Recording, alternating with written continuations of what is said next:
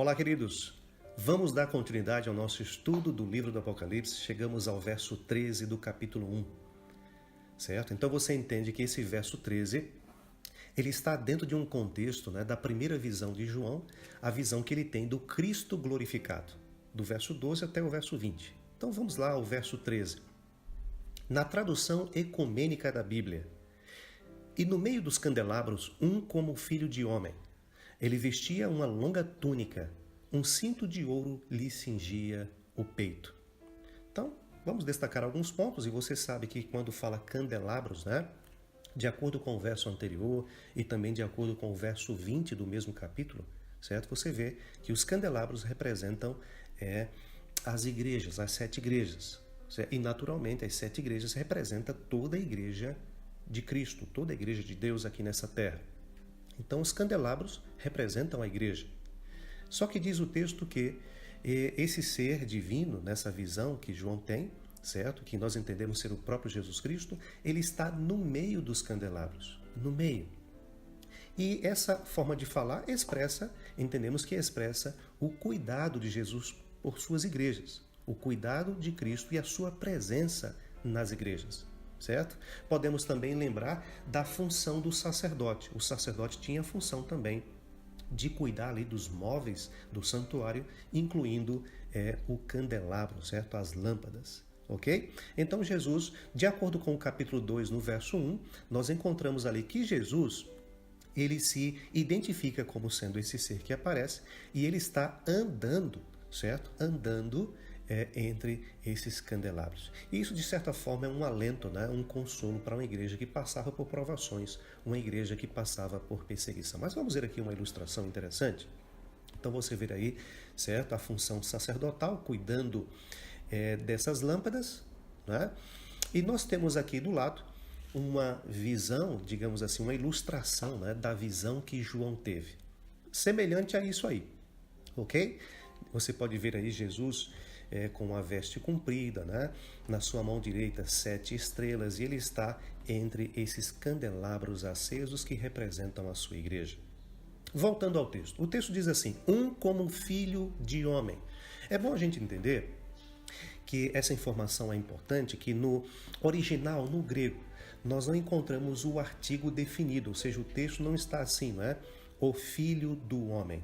Mas o texto está como, bem próximo, como isso foi traduzido aqui nessa versão, um como filho de homem. Ou seja, um como nós. A ênfase aqui está na humanidade desse ser, certo? Na humanidade desse ser que aparece para João. Então João, ele visualiza um ser que nós sabemos glorificado, um ser divino, mas ele diz um como filho de homem, ou seja, um como nós, certo? Um de nós. Ele tem essa visão e descreve e ele enfatiza essa humanidade de Jesus. Não podemos deixar de falar que esse texto aqui, essa parte desse texto, é uma alusão a Daniel 7, o verso 13 e 14, como também é uma alusão a Daniel 10, o verso 5 até o verso 6. Então, esse ser é o próprio Jesus Cristo, certo? Agora é interessante que essa expressão filho de homem, ou você pode encontrar na Bíblia também como filho do homem, é uma expressão, certo? Que com o artigo definido, ele torna-se um título de messianidade.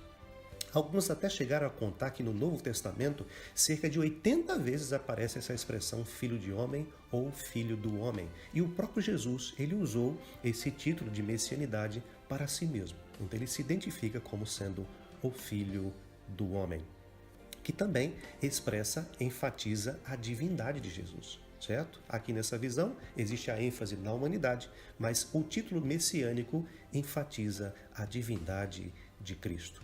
Agora é interessante que diz aqui, ele vestia uma longa túnica, certo? Essa vestimenta, ela chegava até os pés, tem até textos da Bíblia que fala de vestes talares, É uma veste comprida, chega até os pés, e é um traje sacerdotal, como também é um traje de um dignitário, Ou seja, de um rei, um traje real. Tanto é um traje sacerdotal como um traje real. E essa peça que é descrita aqui, um cinto de ouro lhe cingia o peito, também da mesma forma.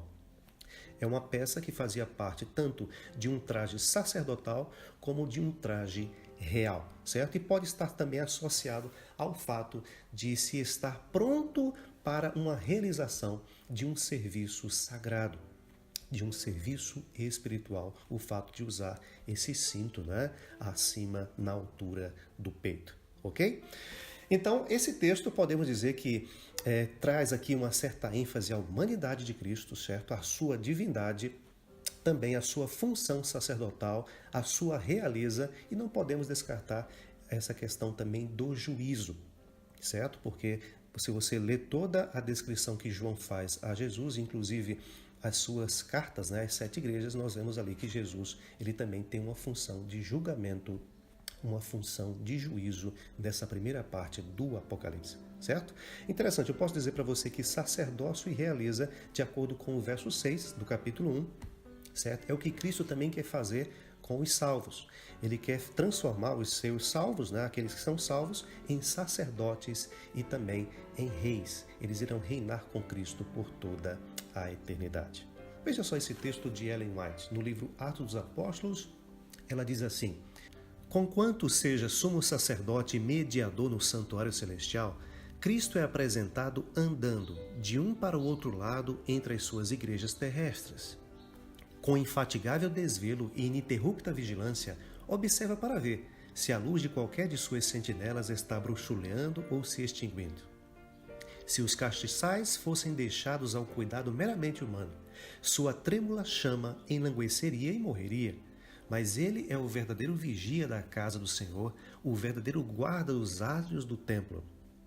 Seu assíduo cuidado e graça mantenedora são a fonte de vida e luz.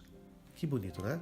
O meu desejo é que possamos estar juntos no próximo estudo, no próximo verso, que é o verso 14, e que Deus te abençoe.